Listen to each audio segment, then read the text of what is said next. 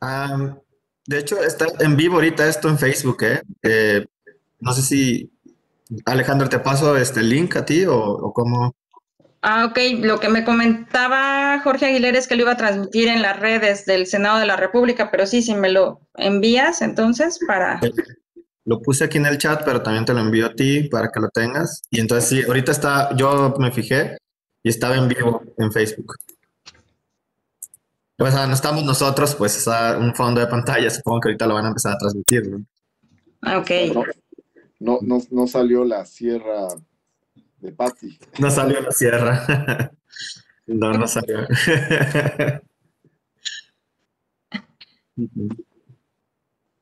Entonces, pues bueno, supongo que por ahí lo van a transmitir, ¿no?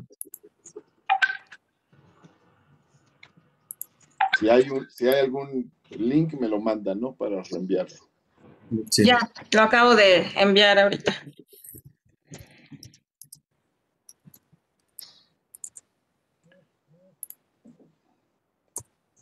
Muchas gracias, Ale. Sí, de nada. De hecho, ahorita ya se ve en vivo, ¿eh? Ya estamos en vivo, ok.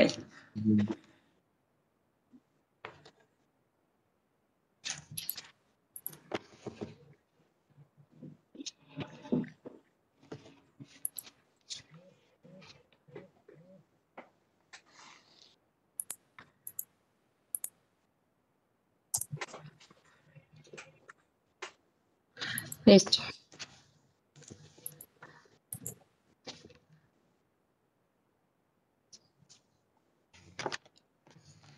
Bueno, pues damos unos minutos más o comenzamos, como me indiquen.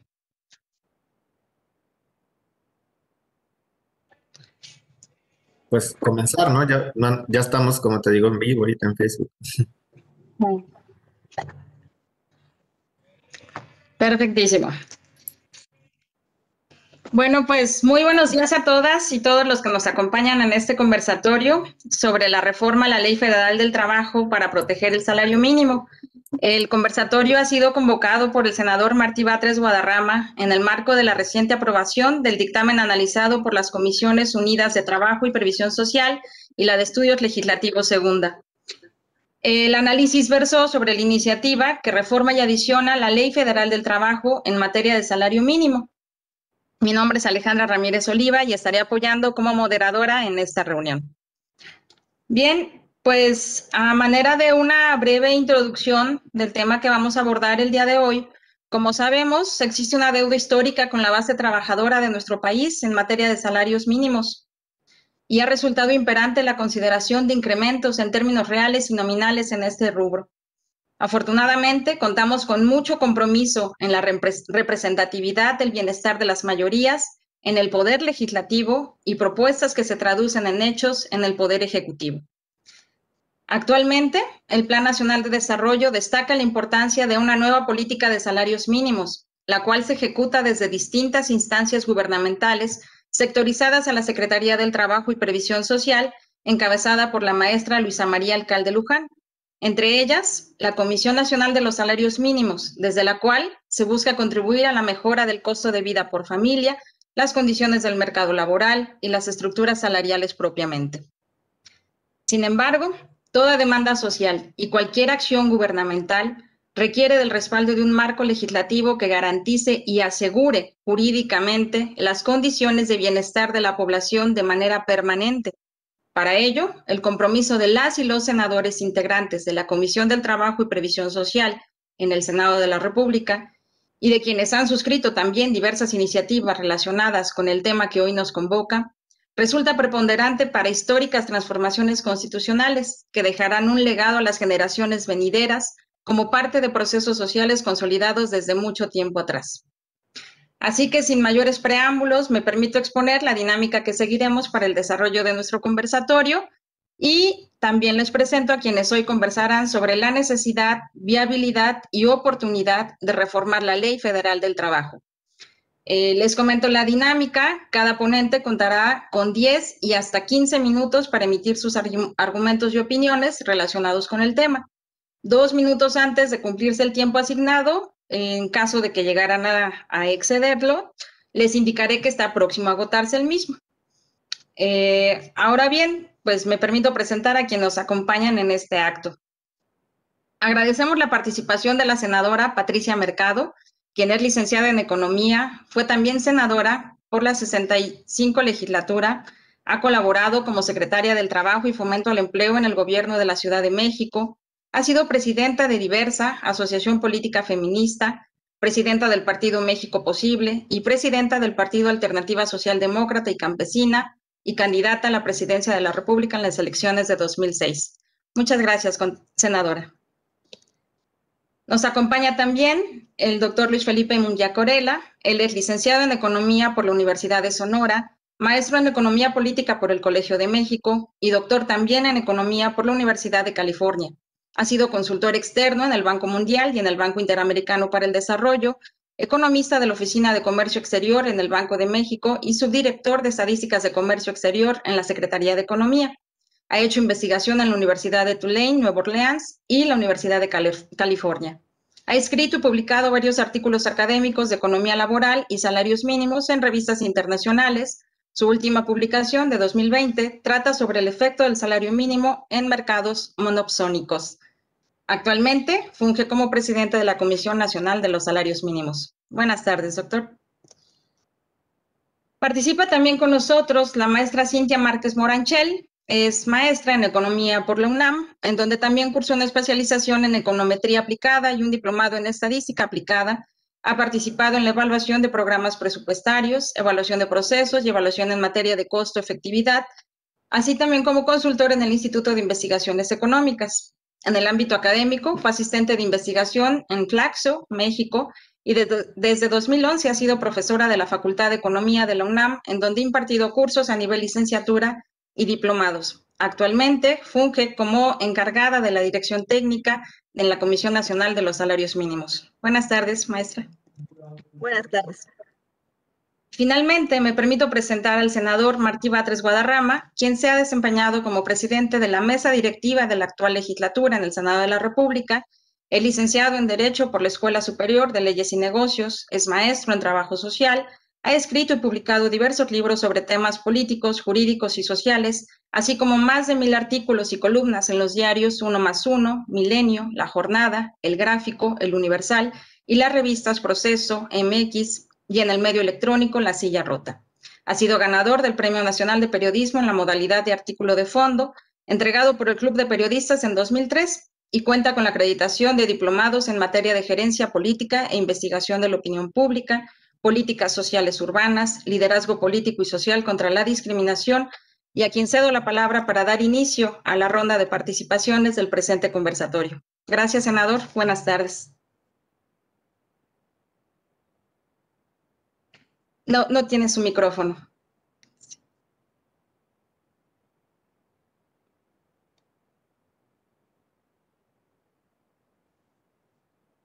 ¿Ya se escucha? Muchas gracias. Quiero, para empezar, agradecer todas las atenciones, facilidades, disposición del presidente de la Comisión Nacional de Salarios Mínimos, Luis Felipe Munguía. Muchas gracias. Obviamente estoy agradecido también y reconocido por la coincidencia en esta importante causa. Agradezco también la presencia de la senadora Patricia Mercado, que ha acompañado también este debate y lo ha apoyado entusiastamente. También muchas gracias por la presencia de Cintia Márquez, especialista en este tema del salario, y gracias a la licenciada Alejandra Ramírez, que conduce este conversatorio. En efecto, se acaba de aprobar hace unos días, la semana pasada, por la Comisión de Trabajo y la Segunda Comisión de Estudios Legislativos, un dictamen para reformar el artículo 90 de la Ley Federal del Trabajo con el objeto de que la fijación o en su caso revisión del salario mínimo nunca esté por debajo del índice inflacionario de la etapa vigente que precede. Es decir, que nunca esté por debajo de la inflación. Sabemos que tenemos un efecto histórico, que es una actualización del salario mínimo por debajo de la inflación, aumentos ficticios a lo largo de alrededor de 3 décadas que llevaron al declive del salario mínimo y a la pérdida de su naturaleza. El salario mínimo es una base, una línea, un umbral de la dignidad humana. Es una conquista de la Revolución Mexicana en materia laboral. Busca que no se transgreda la dignidad de las personas en el pago del salario y que éste sea suficiente para satisfacer por lo menos las necesidades básicas de un trabajador o una trabajadora y su familia. No obstante, el salario mínimo heredado del periodo neoliberal no corresponde a este concepto. El salario mínimo bajó tanto que quedó abajo del nivel de pobreza. Resulta esto una paradoja, es decir, que el monto del salario mínimo ni siquiera alcanzaba para superar la línea de pobreza establecida por los organismos que miden la pobreza, el desarrollo social, miden y evalúan las políticas sociales encaminadas al bienestar de la población. Con ello, el salario mínimo dejó de ser un instrumento efectivo para garantizar los aspectos básicos de la dignidad humana y del desarrollo de trabajadores y familias. Así, llegamos con el impulso de los modelos económicos que contenían todavía en la parte previa histórica al neoliberalismo elementos importantes de reformas sociales. Llegamos en 1976 al punto más alto del salario mínimo. De entonces a la fecha, el salario mínimo empezó a bajar. No a la fecha. De entonces hasta hace 2 años, el salario mínimo bajó o se mantuvo estancado. Eso llevó a que el salario mínimo perdiera más del 70% de su poder adquisitivo. Llegamos a una situación en la cual el salario mínimo representa entonces un poco más del 20% de lo que representaba en el año de 1976. Lo cual indica que si tuviéramos el salario mínimo de 1976 en términos de poder adquisitivo, este sería de aproximadamente unos 13,000 pesos al mes, 13,000, 14,000 pesos al mes. Ya nos dirá la especialista Cintia Márquez. No obstante, pues la caída del salario mínimo pulverizó el efecto protector del mismo. Se construyó alrededor de ello un mito neoliberal de que elevar el salario significaba promover la inflación. Sin embargo, lo que provocó la inflación de todos estos años, sobre todo en los 80, especialmente en el sexenio de Miguel de la Madrid, no fue el salario, sino que fueron los precios que se comieron el poder adquisitivo del salario, como pudo comprobarse históricamente. Así, el salario mínimo mexicano quedó entre los más bajos de América Latina. Se encuentra todavía hoy entre los 4 más bajos de América Latina.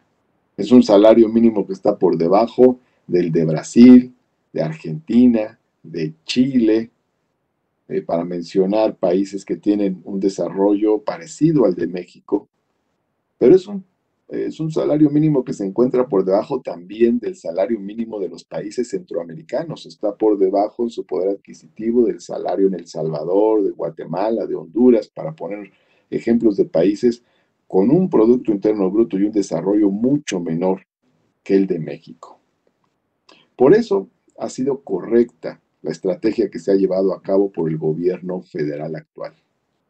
En los 2 últimos años se llevaron a cabo los 2 aumentos históricamente más altos de los últimos 36 años. Son los 2 aumentos nominales y reales más altos. Es decir, no solo desde el punto de vista cuantitativo, sino también en términos reales, son los aumentos más altos.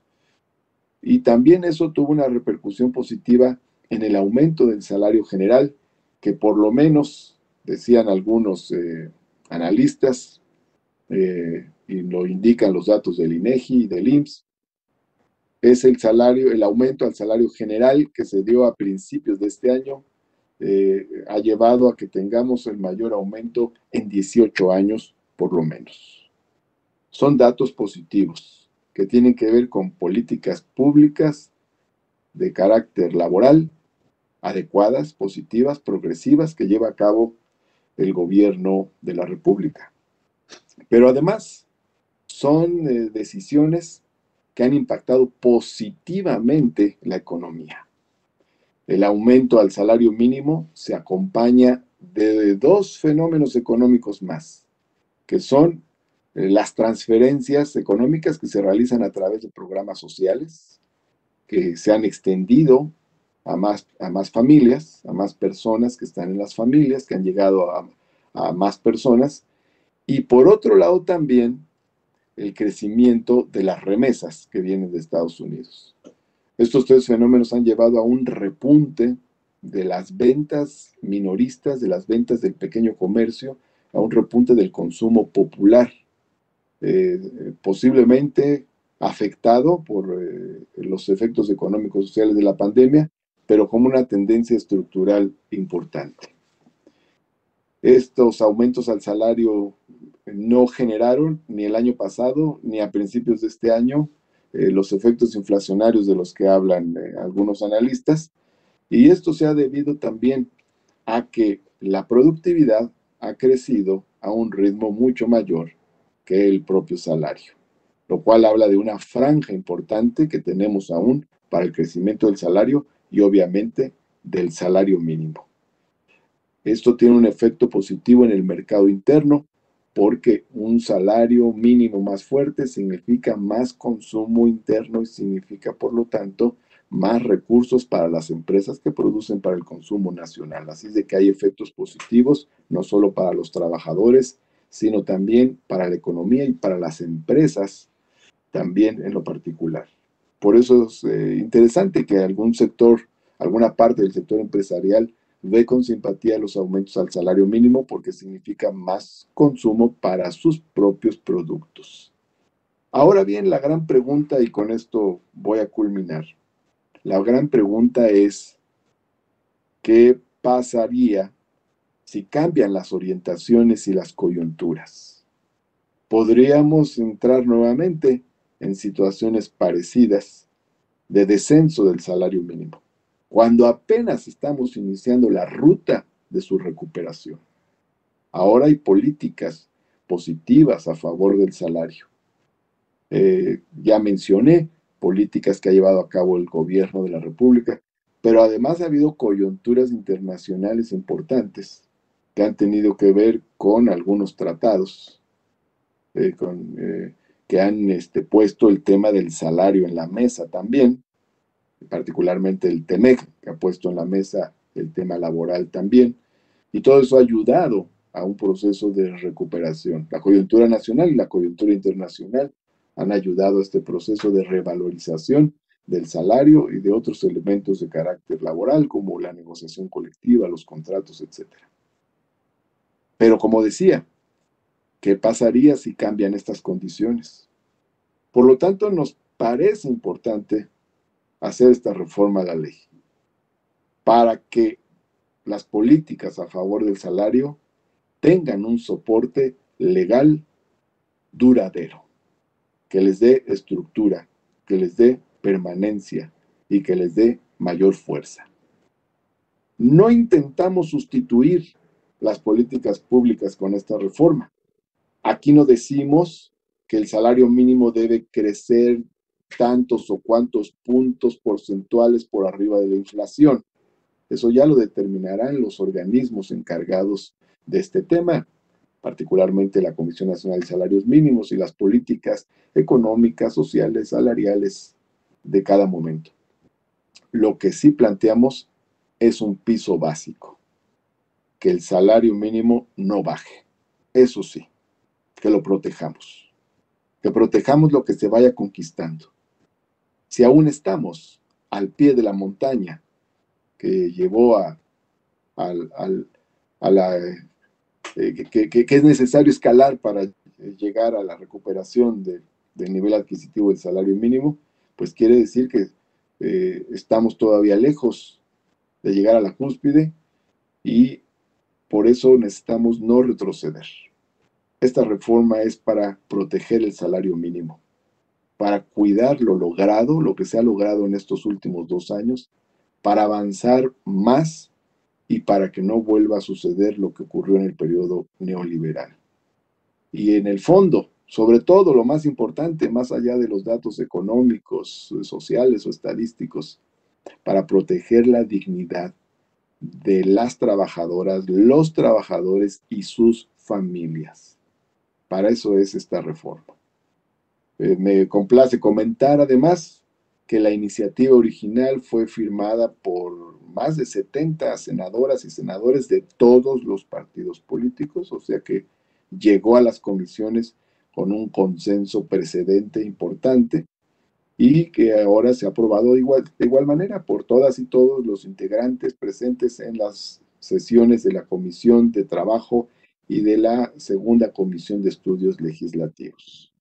Esperamos que continúe así, con un fuerte consenso, para que sea una más de estas reformas en materia de bienestar social que sean aportadas por esta actual legislatura, que por cierto se ha distinguido por aprobar reformas para la seguridad social de las personas trabajadoras del hogar, por aprobar una reforma progresiva en materia laboral, incorporando la democracia sindical, fortaleciendo la negociación colectiva y la justicia laboral, y que ha aprobado también otras reformas de carácter laboral progresivo, como los convenios de 98 de la Organización Internacional del Trabajo en materia de libre sindicación y negociación colectiva, y el convenio 189 sobre derechos de las personas trabajadoras del hogar. Este sería otro paso y, por cierto, por todo lo dicho, sería un paso histórico. Muchas gracias por su atención. Muchas gracias, senador. Gracias por su intervención. Me permito ceder la palabra a la senadora Patricia Mercado para escuchar su opinión al respecto en este conversatorio.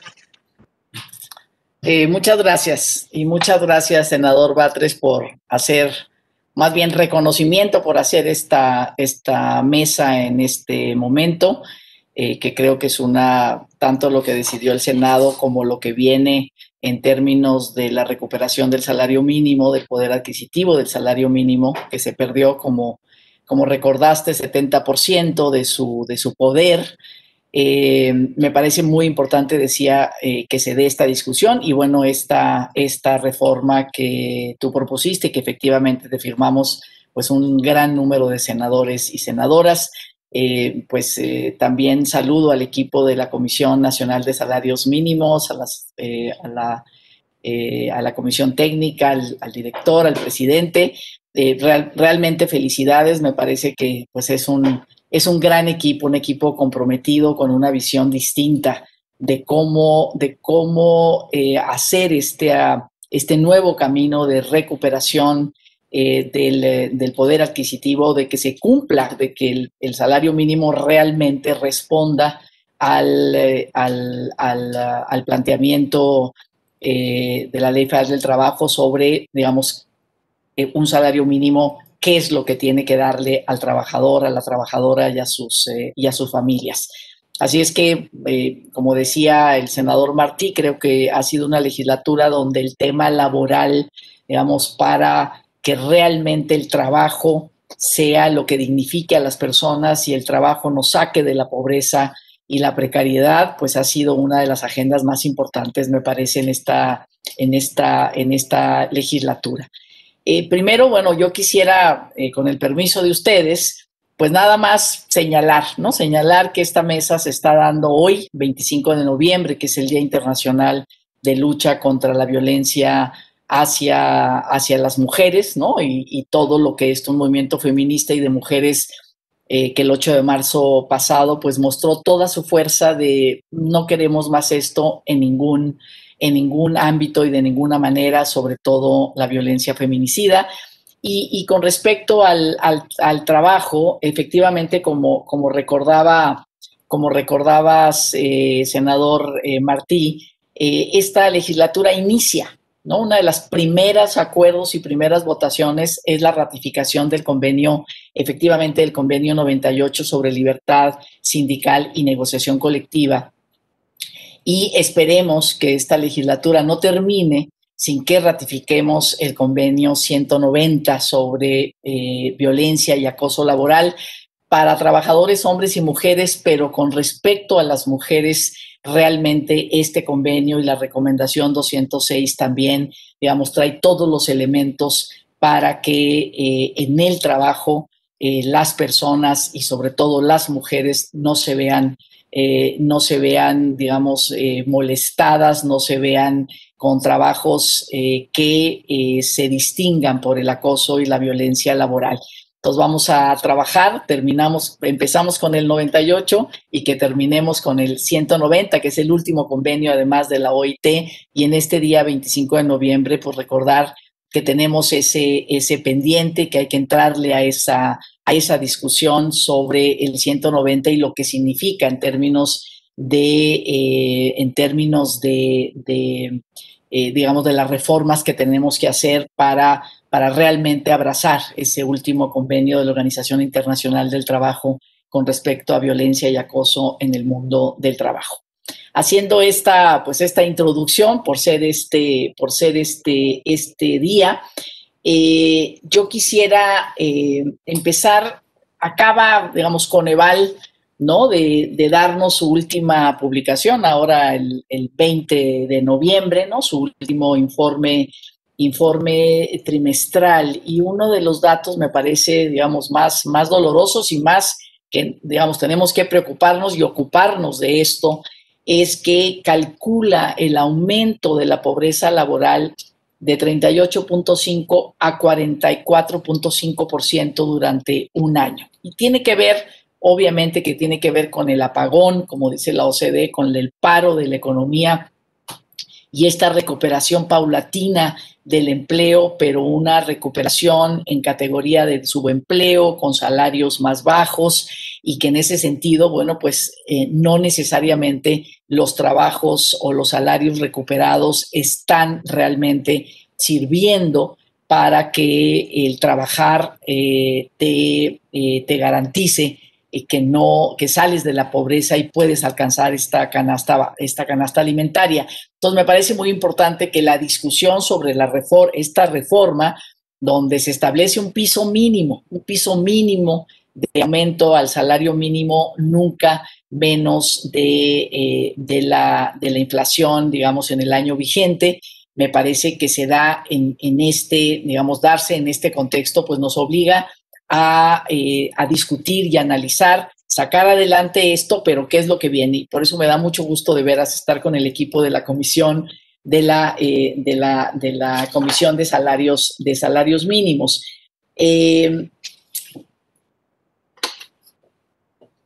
Yo quería dar algunos datos. Yo fui parte de ese gobierno cuando fui secretaria de Trabajo en el gobierno de la ciudad. El 1 de mayo que me tocó siendo secretaria de Trabajo en el 2014 fue cuando con la Secretaría de Economía, cuyo secretario era Salomón Chertoriski, hicimos este acuerdo para invitar al sector empresarial y a los dirigentes sindicales con el jefe de gobierno, Miguel Ángel Mancera, para proponerles, ¿no? Para proponerles iniciar un camino para aumentar el salario mínimo y efectivamente salir de ese paradigma de que aumentar el salario mínimo iba a traer los peores males, cuando ya durante esos 30 años que perdió ese poder adquisitivo, pues ya teníamos los males encima, que es la profunda desigualdad y pobreza de nuestro pueblo, digamos, en México, y sobre todo de los trabajadores. Y en este momento, digamos, frente a la pandemia y la crisis económica que estamos viviendo,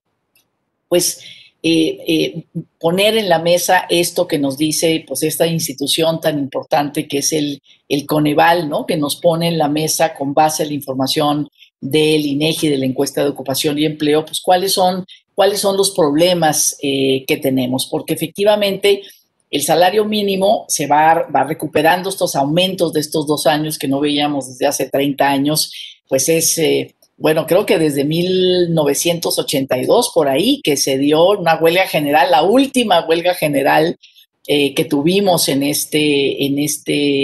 nuestro país, que se obtuvo en ese momento, creo que un aumento del 22%, fue el último, y luego, bueno, pues ya entramos a este periodo de pobreza en términos del aumento al salario mínimo, 1 peso, 2 pesos, realmente porcentajes muy, muy menores. Entonces tenemos que, y seguramente ya ustedes nos dirán desde la comisión cómo la están viendo, qué están analizando, de cómo hacer estas, no sé si sean 2 carreteras, ¿no? Dos carreteras en términos de cómo van a decidir ustedes como comisión cuál es el aumento.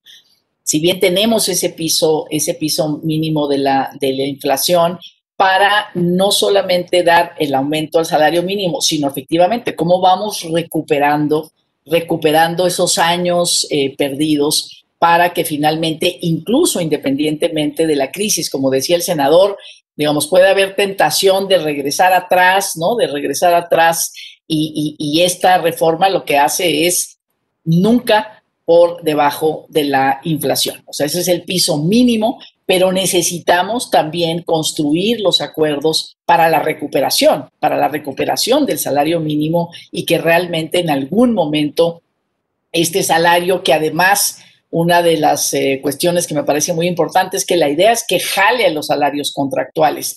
Esperemos que esta reforma laboral en materia de justicia, en materia de libertad sindical, de democracia, la ratificación del convenio nos haga, digamos, primero, esperemos que los trabajadores jóvenes no tengan esa mala imagen de lo que es un sindicato, sino que se organicen en sindicatos que les den una nueva vida, una nueva forma de ser, una nueva forma de tomar decisiones, más horizontal, digamos, más transparente, más democrático, valga la redundancia, y que digamos, lo que vaya marcando el aumento de los salarios mínimos sea lo que marque y lo que ayude para que las negociaciones contractuales pues sean negociaciones mucho más, digamos, que le den mejores ingresos a los trabajadores, digamos, negociaciones mucho por encima de lo que aumente el salario mínimo, que es un poco la idea, ¿no? Que el aumento del salario mínimo ayudara a la negociación colectiva, y con estas reformas tan importantes que se han dado, estas reforma laboral, digamos, de gran calado, pues que nos ayude a que entonces el salario sea, digamos, realmente uno de los elementos más importantes que en algún momento se perdió efectivamente en esta visión, en este modelo neoliberal que le dejó el mercado laboral al mercado, ¿no? Digamos, como si el salario fuera una mercancía, o como el trabajo fuera una mercancía, cuando es un derecho, ¿no? Entonces perdimos esta perspectiva del derecho y pues llegamos a donde estamos en este momento, con estas profundas desigualdades, y donde trabajar no implica movilidad social y no implica salir de la pobreza. El Coneval en digamos, en este último informe nos dice cómo el ingreso laboral real, dice, mostró una disminución de casi 7%, ¿no? Del trimestre del 2019 al trimestre del 2020, y eso pues aumenta, nos dice Coneval, aumentó la pobreza laboral, porque el porcentaje de la población con un ingreso laboral inferior al de la canasta básica, que eso es lo que mide, por eso hablamos de pobreza laboral, aquellos que con su salario no pueden alcanzar la canasta alimentaria, pues este índice pasó del 38.5 al 44.5%, la pobreza laboral, que era con lo que yo inicié, mayor pobreza en 28 entidades de las 32. Tenemos más pobreza laboral de la que teníamos en el mismo periodo. Y además, pues como siempre, ¿no? Como siempre, la pobreza laboral de los hombres ocupados presentó un aumento, y bueno, la pobreza laboral de las mujeres siguió, digamos, en la misma situación, que ya es una situación distinta entre los hombres y las mujeres. Pues estos serían mis comentarios, o sea, sobre todo el tema, ya lo dirá la Comisión Nacional de Salarios Mínimos, cómo vamos a seguir, a continuar en esta carretera, que no nos detenga esta crisis económica. Me parece que todo lo que estamos, la nueva legislación sobre provisión o regulación, como le queramos poner, del outsourcing, eso también, digamos, ayudará muchísimo, porque finalmente también la pobreza no tiene que ver, la pobreza laboral, solamente con el ingreso, tiene que ver con los derechos. Entonces, un trabajo sin seguridad social, un trabajo sin derecho a la vivienda, digamos, un trabajo sin poder hacer frente a la adversidad, ante la enfermedad o ante la inhabilitación por accidente, digamos, todo eso que hace tan precario finalmente el trabajo, y donde el outsourcing pues ha hecho, digamos, el mal uso de esta posibilidad de subcontratación, pues ha empobrecido tanto a nuestros trabajadores, sobre todo a la población más joven. Entonces estamos en una discusión muy rica, muy interesante, muy potente, donde como camine el salario mínimo, las decisiones que tome la comisión, pues serán una luz en el camino para seguirlos en este camino que ya inició hace 2 años con aumentos salariales pues realmente muy ricos, muy potentes, que fueron recuperando, ¿no? Más o menos se habla de que los que habían salido de la pobreza por estos aumentos al salario mínimo, pues más de 3 millones regresaron de nuevo. O sea, otra vez, no es suficiente. Lo que se había ganado se perdió en esta crisis económica, y tenemos que ver la manera de recuperarlo, de construir, digamos, un acuerdo nacional que desde la Comisión, con toda la evidencia, pues puedan, por supuesto, apoyar, ayudar para que el salario mínimo, para que cada vez más estos 3 millones que perdieron, pues vuelvan a alcanzar la canasta alimentaria para sus familias en el hecho de estar trabajando. Sé que es muy difícil, sé que estamos en una situación muy complicada, pero bueno, pues finalmente no pueden seguir siendo los perdedores, los trabajadores, las trabajadoras de nuestro país, ¿no? O sea, no pueden ser ellos y ellos los únicos perdedores en esto, ¿no? Todos tenemos que poner algo.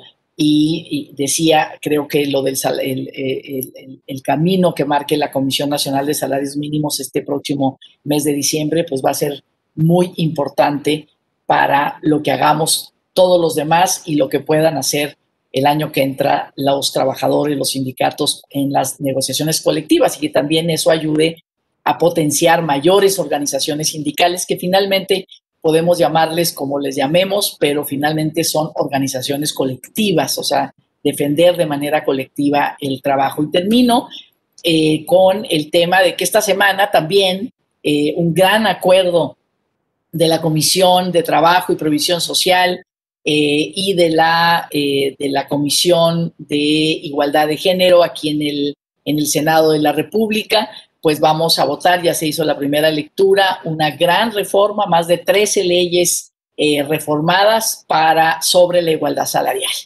Entonces, me parece muy importante este acuerdo que ya tenemos. Seguramente entre mañana y pasado votaremos en el Pleno estas reformas a distintas reglamentaciones para garantizar, para ir cerrando esta brecha salarial entre hombres y mujeres y para finalmente hacernos cargo del convenio, del compromiso que firmamos hace muchos años en el convenio 100 de la Organización Internacional del Trabajo, que nos dice igual salario por trabajo de igual valor.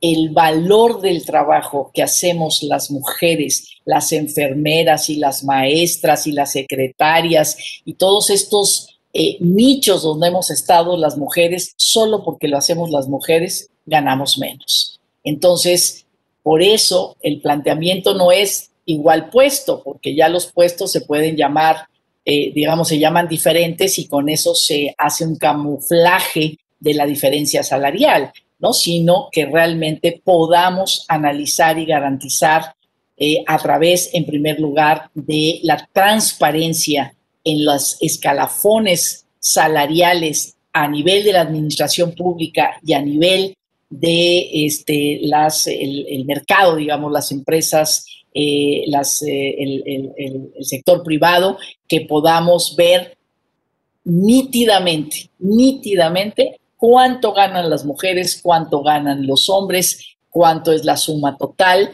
para que nos demos cuenta de que independientemente de la importancia del trabajo que realizan las mujeres, ganan menos. Entonces, me parece que esa también va a ser, entonces, en esta misma, digamos, carretera de hablar de los salarios, esta reforma sobre la igualdad salarial, pues será muy importante y seguiremos, como hemos estado estos 2 años. De verdad, yo felicito también a la mayoría legislativa, a ese compromiso de esta mayoría, de esta coalición gobernante y parlamentaria, que pues en esto ha habido muchísimos avances a favor de las y los trabajadores, entonces a favor de mayor igualdad de oportunidades y de trato para todos y todas en el mundo del trabajo.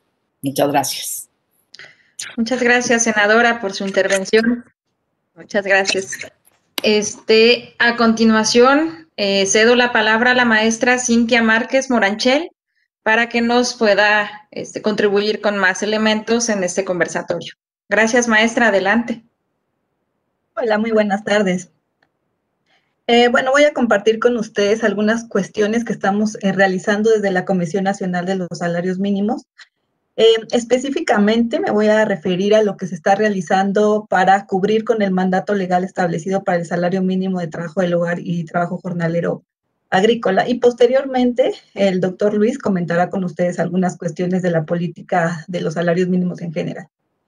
Como ya se ha mencionado, la nueva política de los salarios mínimos pues tiene entre sus principios, y un principio muy importante y fundamental es dignificar el salario mínimo, ¿no? De forma que, como ya se ha señalado, este sea suficiente para cubrir las necesidades normales de un jefe de familia y de su familia.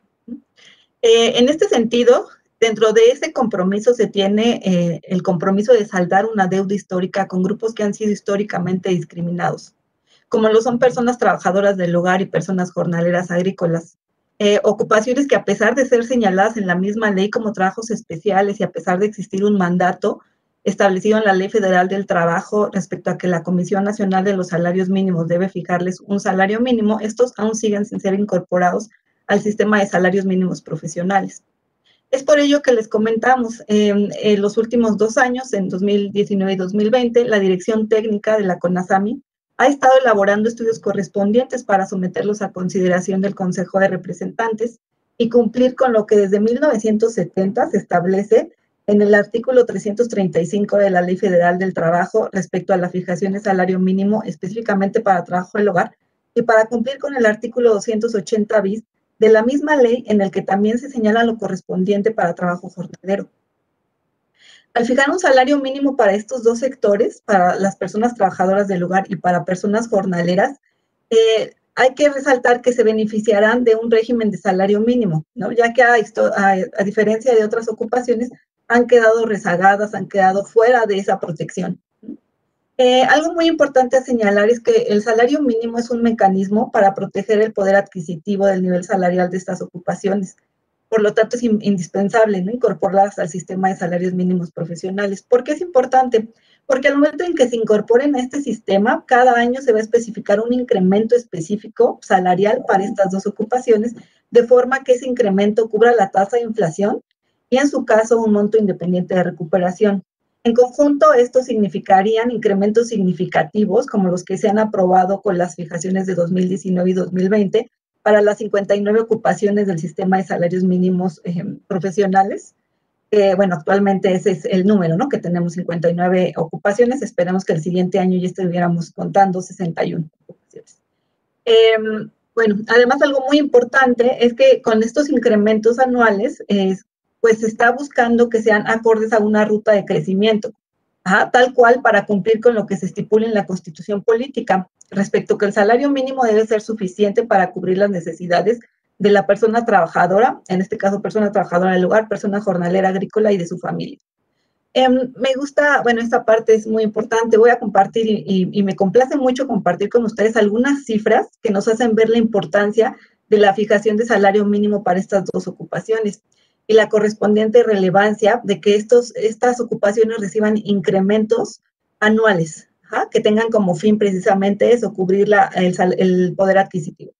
Asimismo, en atención al Día Internacional de la Eliminación de la Violencia contra las Mujeres, por ahí también voy a resaltar algunas cifras al respecto.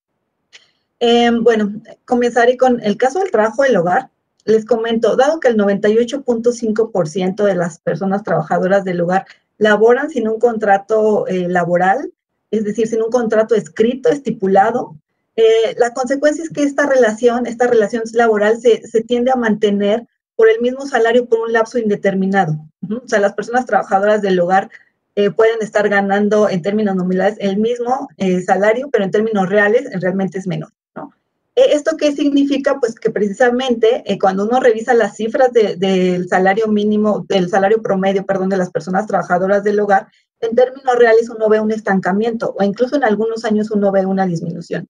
Tan solo de 2005 a 2019, el salario mensual de las personas trabajadoras del hogar creció una tasa promedio real anual tan solo de 0.16%. Algo muy importante es que cuando nosotros observamos la serie de salarios promedios de este sector, en las recesiones, en crisis económicas, tiende a disminuir. Por ejemplo, ¿no?, en 2009, el salario promedio mensual cayó 4.5% respecto al año anterior en términos reales. Y en lo que va de 2020, si comparamos nosotros el salario mínimo mensual promedio del primer al tercer trimestre, de acuerdo con los últimos datos de la ENOE, este ha disminuido en términos reales alrededor de 4.6%. Entonces, bueno, todo esto en consecuencia en torno a las consecuencias económicas que estamos viviendo por la pandemia que nos aqueja. A lo anterior, también añado lo siguiente, el 48.2% de las personas trabajadoras del hogar perciben menos de un salario mínimo.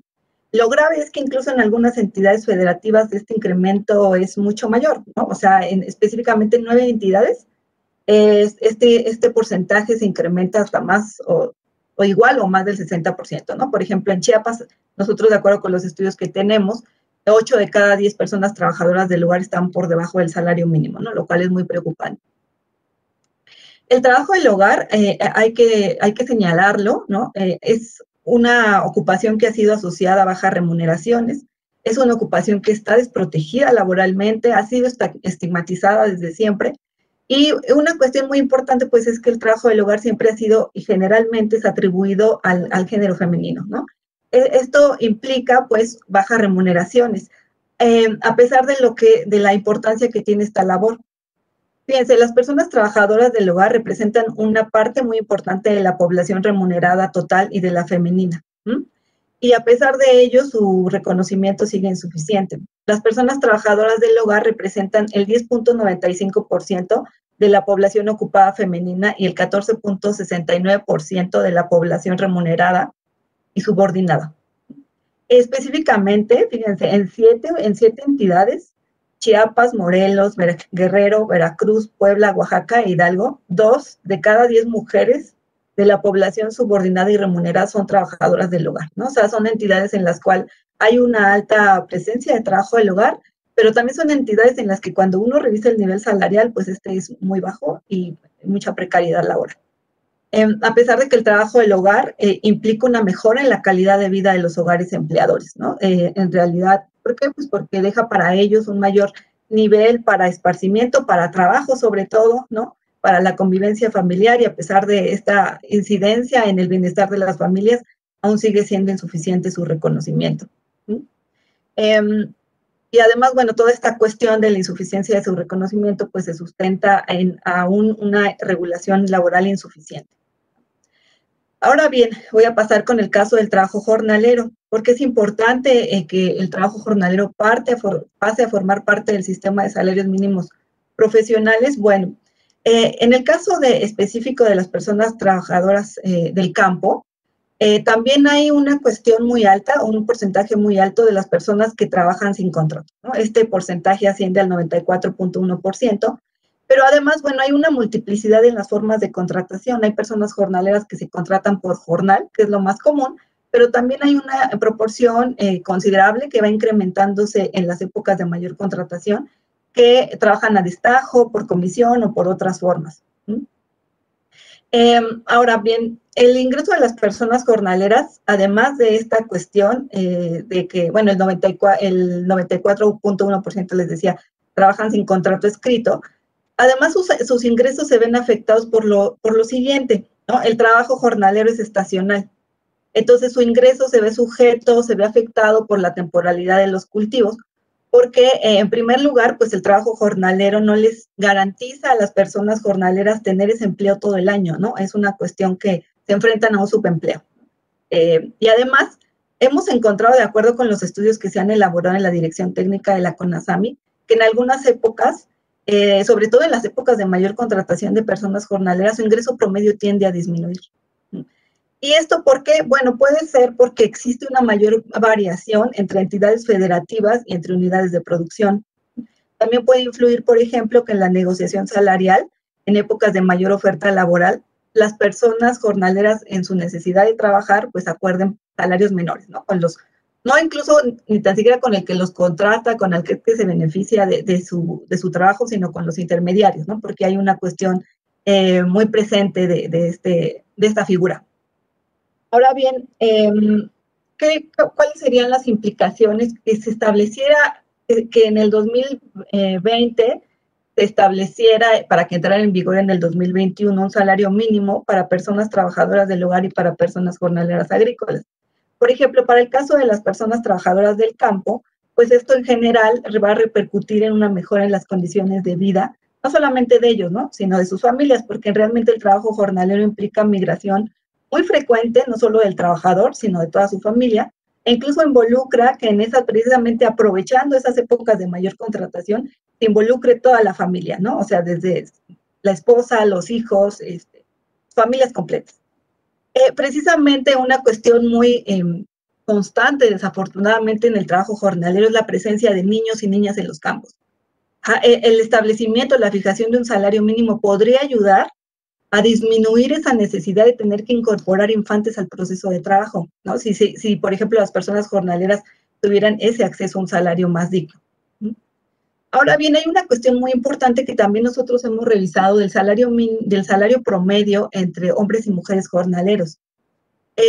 A pesar de que las mujeres jornaleras representan alrededor del 13% del total de las 2.3 millones de personas jornaleras, en realidad en algunas entidades y en algunos cultivos ese porcentaje sube hasta el 30-35%, ¿no? Específicamente en el norte, ¿no? En algunas entidades lo hemos encontrado. Pero cuando nosotros realizamos series de salario para hombres, para mujeres, encontramos una brecha salarial a favor de los hombres, ¿no? En promedio, los hombres jornaleros tienden a percibir alrededor de entre 3 y 7% más que las mujeres jornaleras. Incluso estas brechas se incrementan más en las personas jornaleras que están inscritas en la Seguridad Social. Y entonces es una brecha que podría disminuirse si se especifica un salario mínimo para trabajo jornalero, pues porque por ley se especifica que la fijación de un salario mínimo implica un salario igual para trabajo igual, sin tener en cuenta el género y el sexo. Ahora bien, tanto para trabajo del hogar como para trabajo jornalero, pues el hecho de que se incluyan en el sistema de salarios mínimos profesionales ayudaría a proteger su nivel adquisitivo de los aproximadamente 5 millones de personas de estas dos ocupaciones, ¿no? ¿Con el fin de qué? Con el fin de hacer frente a la multiplicidad de carencias y rezagos en los que históricamente han enfrentado. Bueno, yo terminaría mi participación, ¿no? Solamente señalando alguna cuestión. El trabajo jornalero y el trabajo del hogar son ocupaciones predominantemente informales, ¿no? Entonces, la fijación de salario mínimo para estas ocupaciones, pues irá acompañado, debería de ir acompañada de políticas que ayuden a contrarrestar los niveles de informalidad para que el salario mínimo pueda ser una medida eficiente, ¿no? En la disminución de brechas, en la disminución de la pobreza, y precisamente para seguir avanzando en la mejora de las condiciones de vida de estas personas y no solamente de ellas, sino también de sus familias, ¿no? Y sobre todo que la fijación de un salario mínimo para estas dos ocupaciones, pues representaría un acto de justicia, un reconocimiento al valor y al aporte social que estas dos ocupaciones tienen para nuestro país. Ojalá pues se haga realidad y pues estaremos nosotros trabajando en el asunto. Muchísimas gracias por la invitación. Muchas gracias, maestra. Gracias por su participación. A continuación, cedo la palabra al doctor Luis Felipe Munguía, presidente de la Comisión Nacional de los Salarios Mínimos, para que aporte sus argumentos y sus elementos en este conversatorio. Adelante, doctor. Gracias, Alejandra. Bueno, hola a todos y primero, muchas gracias al Senado por la invitación para este tema tan importante. Es para mí un honor estar aquí y también, bueno, en especial quería agradecer al senador Martí Batres por organizar un evento de este tema que es de suma importancia para el país y es una de las políticas, sin duda, más importantes que ahorita tenemos en este gobierno. También, pues, quiero agradecer mucho la participación de la senadora Patricia Mercado, con la cual, pues, hemos tenido muchas coincidencias en temas de salarios mínimos, también en otros temas como temas laborales y temas de discriminación laboral. Muchas gracias por estar aquí. Y también agradecer a la maestra Cintia Márquez por su participación en este tema que es tan importante, por los datos que aporta más específicos, ¿no?, sobre estas profesiones. Y finalmente también quiero agradecer a la licenciada Alejandra Ramírez, quien está conduciendo. Bueno, el salario mínimo ha sido una política pública controversial.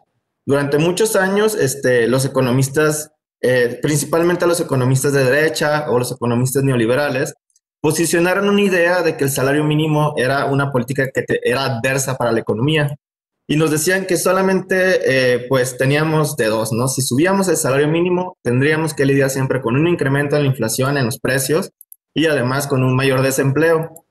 Sin embargo, hoy sabemos, y lo hemos sabido algunos desde hace muchos años, que esto era nada más un dogma y no estaba basado en ninguna evidencia empírica.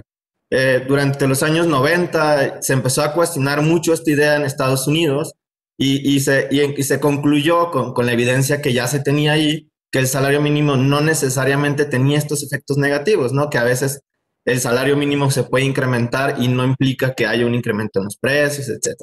Sin embargo, lo que sí se encontró es que el salario mínimo tenía más beneficios de los que se hablaba. Uno de los principales beneficios que ha tenido el salario mínimo en diferentes países ha sido que es una política pública muy buena para reducir la pobreza y la desigualdad, ¿no?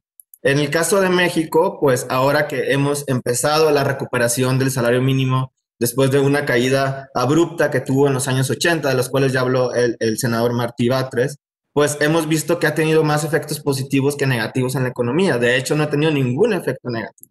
Descubrimos que el salario mínimo, pues primero que nada, incrementó el ingreso de los trabajadores en promedio, ¿no? Nunca habíamos visto, por lo menos no los últimos 20 años, incrementos promedios tan importantes en el nivel de ingreso de los trabajadores y las trabajadoras. Además, esto benefició más a los trabajadores que menos ganaban. Por ejemplo, en la zona libre de la frontera norte, subió el salario mínimo el doble en el 2019, ¿no? Y el 10% más pobre tuvo incrementos en sus ingresos de hasta 70% en términos reales, es decir, una cosa enorme, ¿no?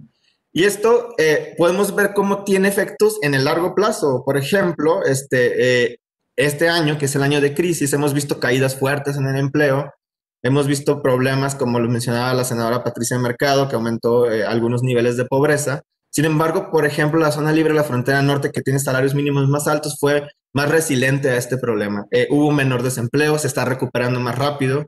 De hecho, el empleo en este último mes creció más que el año pasado, por ejemplo. Y esto también se explica en parte por el salario mínimo, porque al haber trabajadores que tienen ingresos más altos, hay más consumo y las empresas tienen a quién venderle.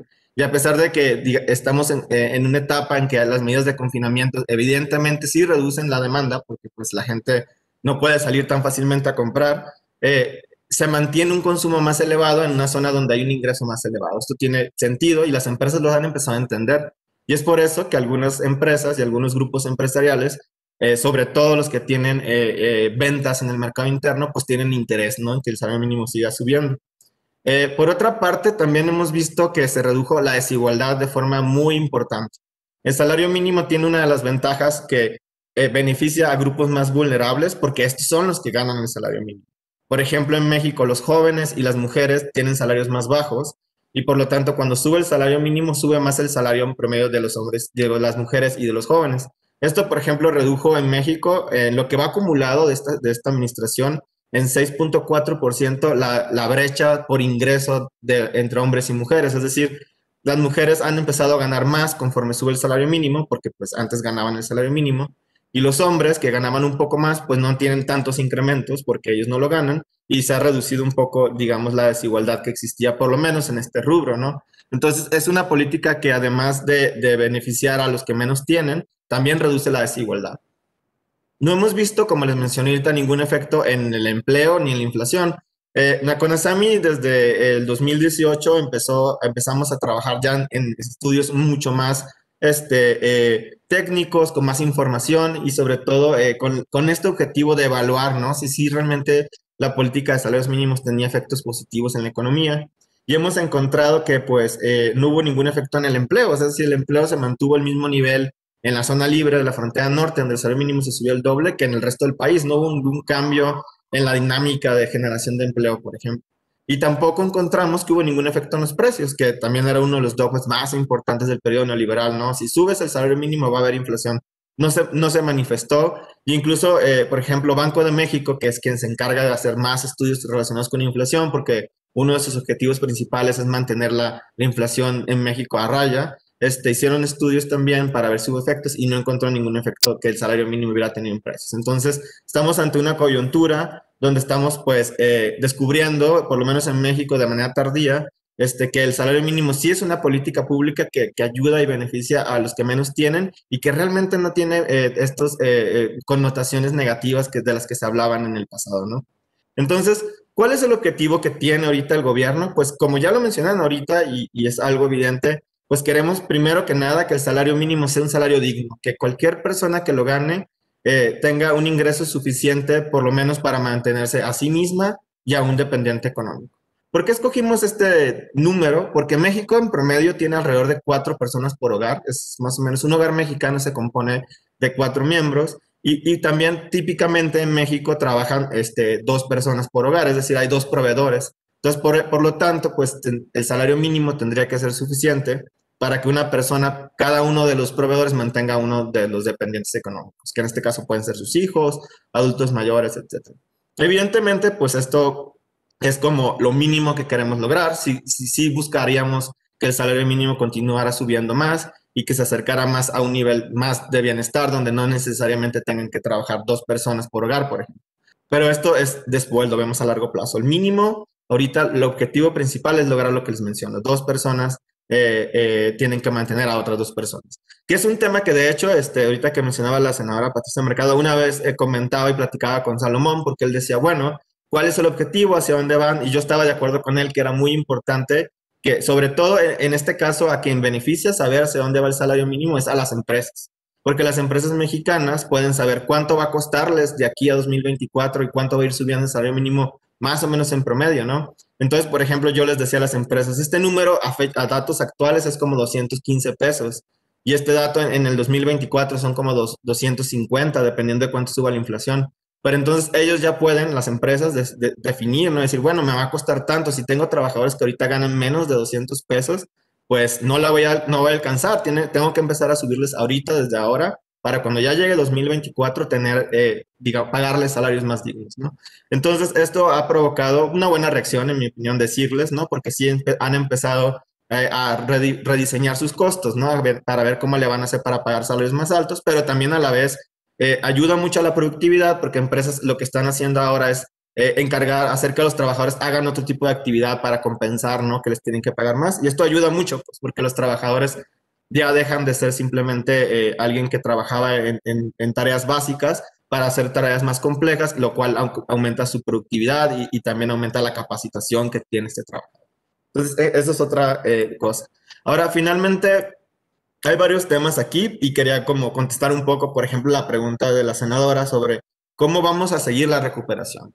En realidad, el objetivo pues ya está planteado, ¿no? Entonces, una cosa que hemos estado platicando mucho es, pues tenemos que crecer a una tasa alrededor de, dependiendo de la inflación, ¿no? Pero entre 16% más o menos si queremos realmente llegar al objetivo. Entonces, si este año por la pandemia, el Consejo de Representantes de CONASAMI y las empresas decidieran que quieren incrementar el salario mínimo menos de esta cantidad, está bien, se puede, se entiende, pero esto implica que el año que viene tendrían que incrementarlo mucho más. O sea, tienen que tomar en cuenta este factor, ¿no?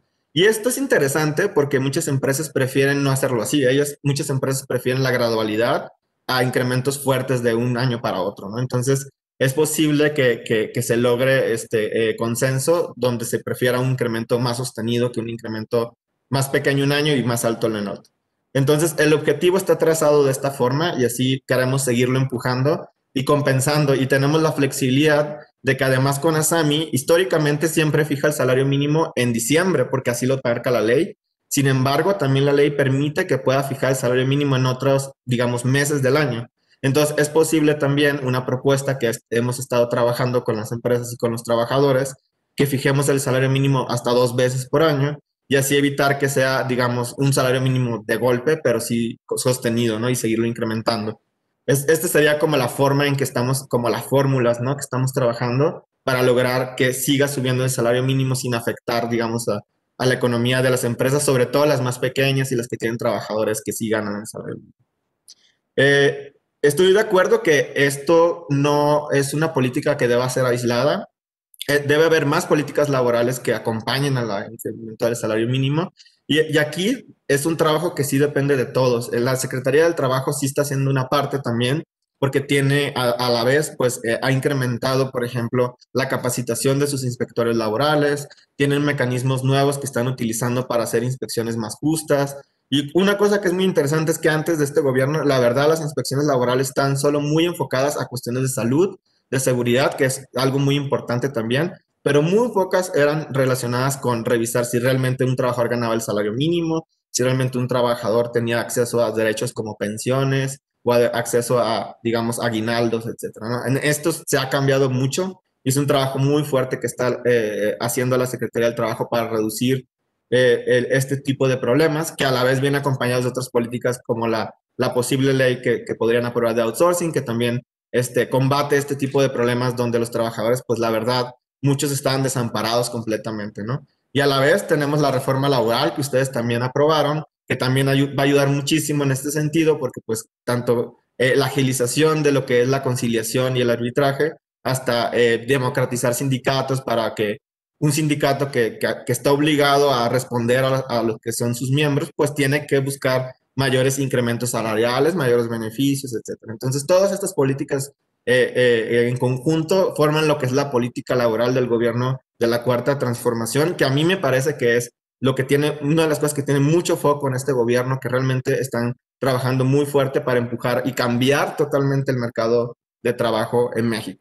Entonces, esto, como les digo, es en conjunto, porque así mismo como el gobierno lo está implementando, el Senado y el Congreso han aportado muchísimo, porque ustedes son los que aprobaron la ley de reforma laboral y con esta posible ley que se apruebe, que está proponiendo el senador Martí Batres también apoyaría muchísimo esta política. Y esto ya me lleva a concluir y hablar un poco sobre la política o la ley en específico de la que estamos hablando en este momento.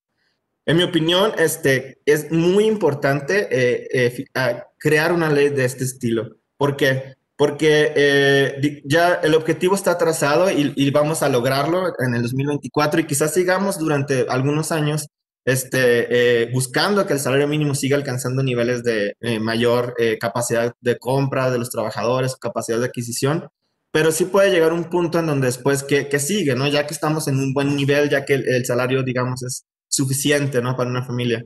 Pues entonces lo que no podemos permitir que vuelva a ocurrir es que vuelva a depreciarse, que vuelva a perder su poder adquisitivo como lo hizo en los años 80.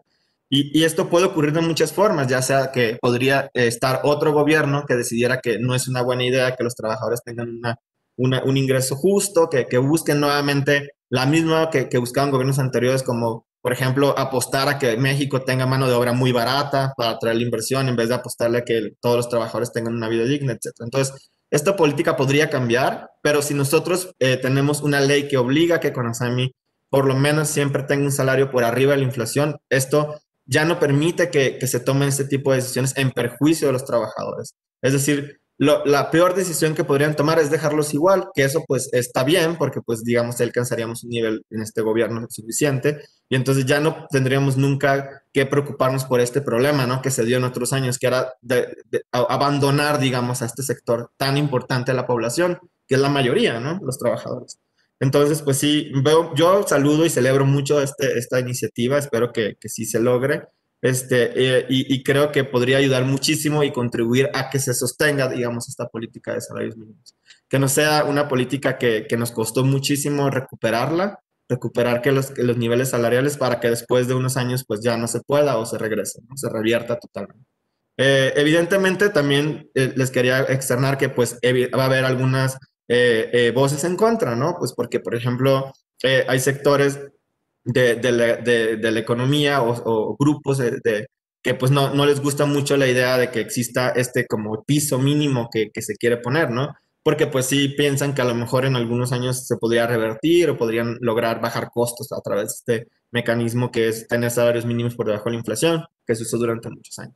Entonces, pero evidentemente yo creo que son grupos minoritarios, la mayoría sí estamos, digamos, en este mismo plan y proyecto, entonces, pues celebro mucho pues que sí se esté empujando, ¿no? Y pues bueno, nada más no me queda más que pues nuevamente agradecer a cada uno de los participantes por su valiosa opinión.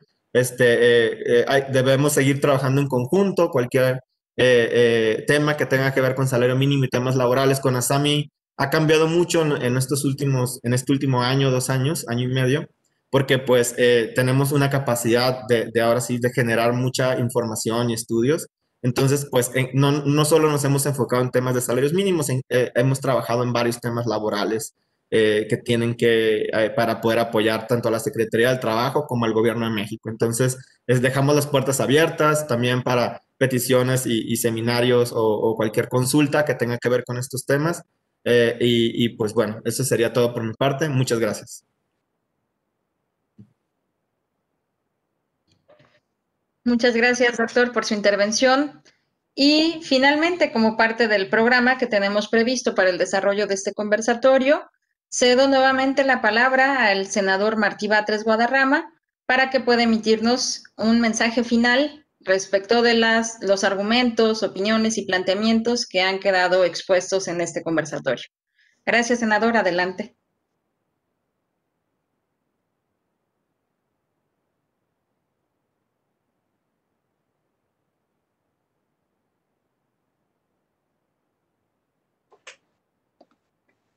¿Ya se escucha, Alejandra?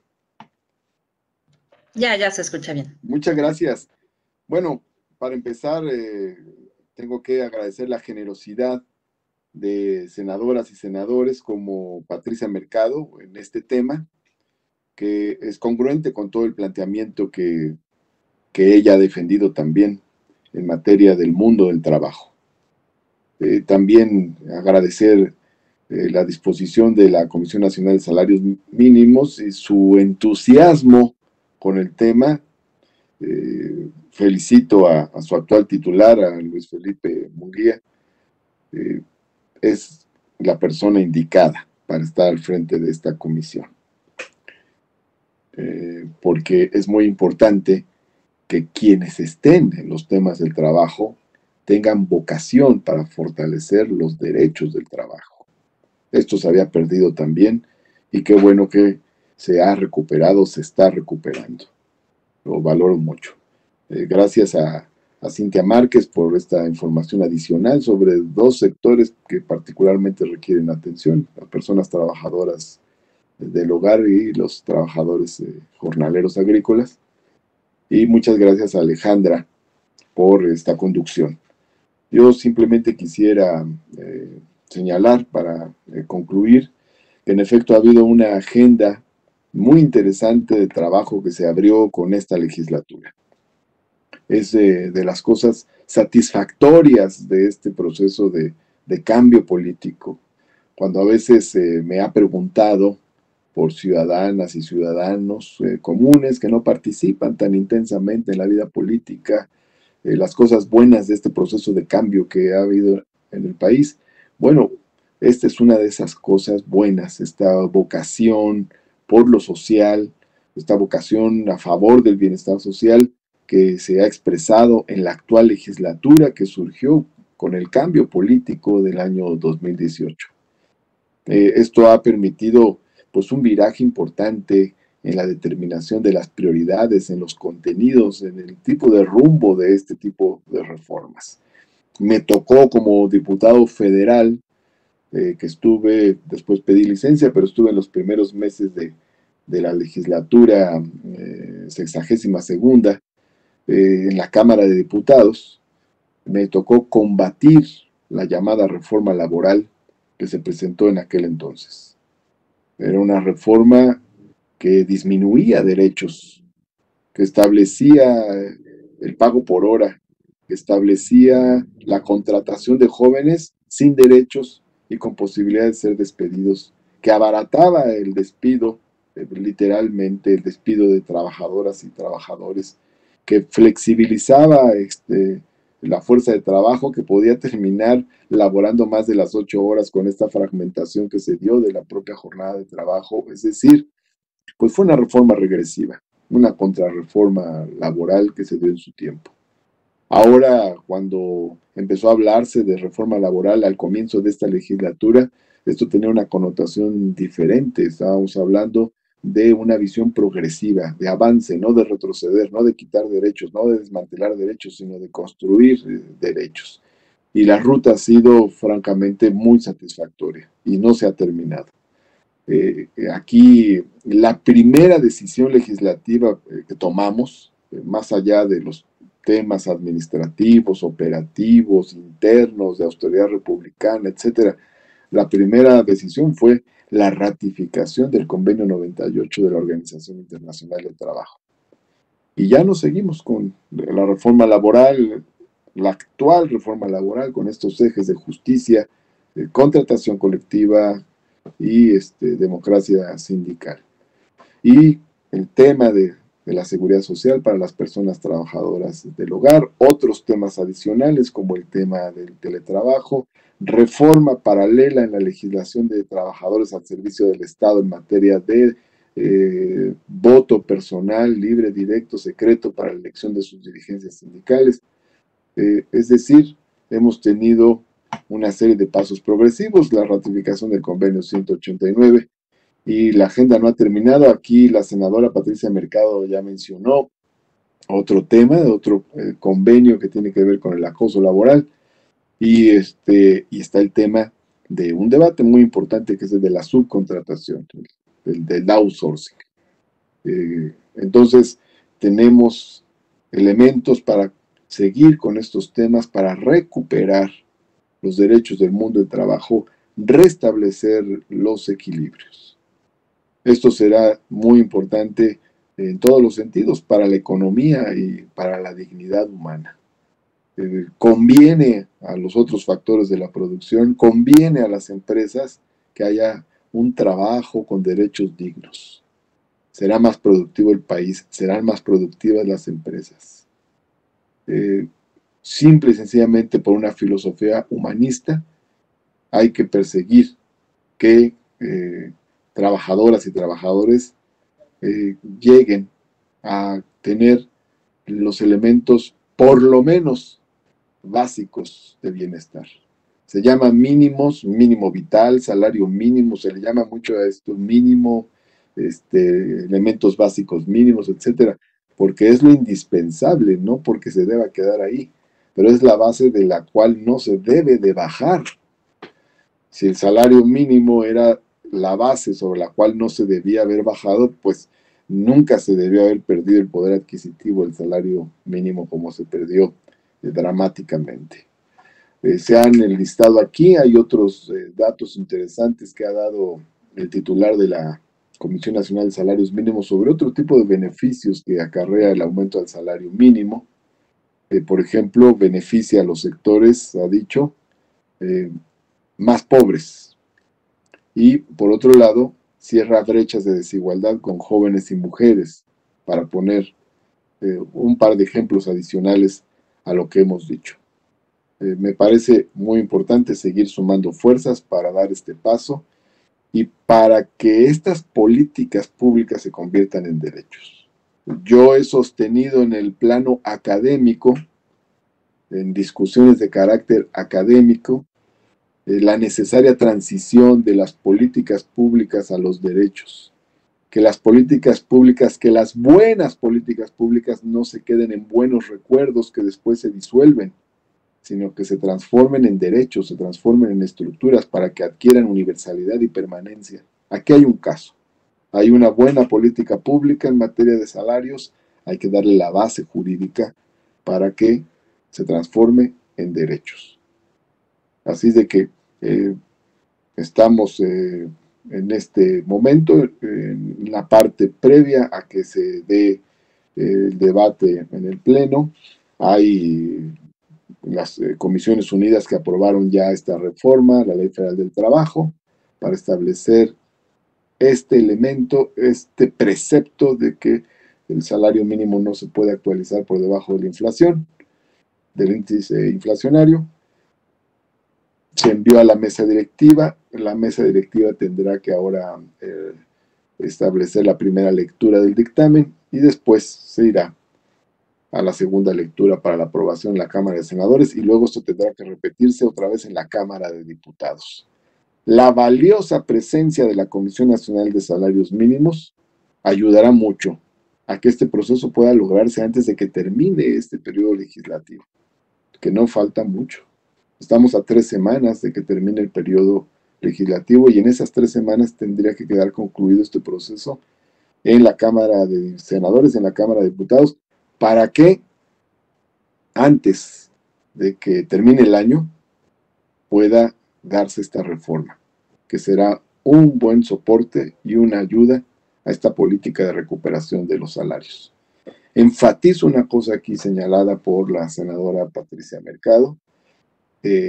A la desgracia económica del neoliberalismo hay que agregar ahora esta coyuntura terrible de la pandemia del COVID, que ha tenido efectos perniciosos en lo económico social, y por lo tanto, como ha dicho aquí el titular de la Comisión Nacional de Salarios Mínimos, esto implica pues determinadas metas en materia de aumento al salario mínimo para resarcir este golpe de la pandemia y además seguir en la estrategia de recuperar el poder adquisitivo del salario mínimo. Ahí estaremos también apoyando desde el legislativo estas políticas, apoyando la estrategia basada en determinados porcentajes de recuperación del salario mínimo. Muchas gracias, Alejandra, también por tu iniciativa, por tu inquietud, por tu compromiso emocional incluso con este tema. Y gracias a Luis Felipe Munguía, a Cintia Márquez, a Pati Mercado, un abrazo muy fuerte, que ha sido muy solidaria en estos temas y muy comprometida. Gracias a quienes se conectaron y a empujar el fortalecimiento del salario, el fortalecimiento del trabajo, a recuperar el trabajo, a revertir esa pulverización del trabajo que se dio en el periodo neoliberal. Gracias a todas y a todos. Bien. Muchas gracias, senador. Hasta luego y gracias a todos. Hasta luego, muchas gracias a todos. Hasta luego, buenas tardes. Gracias. Buena tarde. Para ustedes. Buen provecho. Gracias, senadora. Hasta luego. Hasta luego, Alejandra. Gracias. Luis. Hasta luego. Muchas gracias. Hasta luego, senador. Hasta luego, senador. Muchas gracias. Hasta luego, Luis Felipe. Un abrazo. Un abrazo. Seguimos en contacto. Hasta luego, senador, que está muy